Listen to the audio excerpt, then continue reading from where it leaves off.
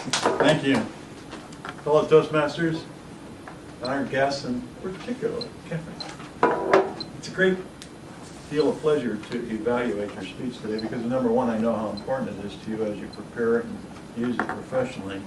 And I want to first, before I go into the evaluation, just kind of set the stage for what the objective was of the speech for those folks in the audience. And that was, of course, to use Your Body Speaks is the title of speech number 5, and using hand gestures, using the body language to convey your convictions and make those good eye contacts that are appropriate, which really connects with the audience. And I particularly want to give you a lot of kudos because I think you demonstrated all those things. I think you demonstrated excellent eye contact. I know I felt engaged. There were a couple of times when you looked directly at me, and I encourage you to do that. In fact, reach out to each of the audience members working through the audience. Make sure you hold it for a length of time to where you establish that rapport. And it's somewhat subjective, so you just got to feel your way around that. But again, I thought you did a good job there.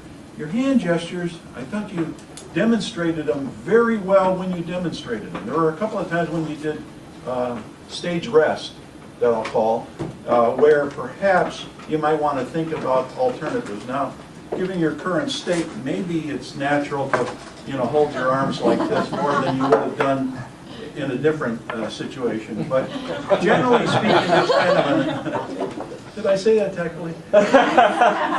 Generally speaking, that's kind of a closed position, so you want to convey an openness. And when you were open, and in fact you demonstrated that a couple of times, you actually had some very nice opening gestures that I really felt good about, and I encourage you to demonstrate those.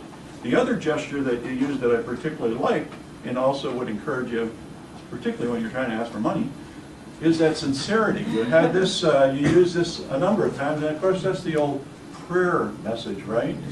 So you clearly look like you're strong and sincere in your convictions, and you projected that, and I think that's obviously an objective that you want to be able to do, so excellent job in doing so.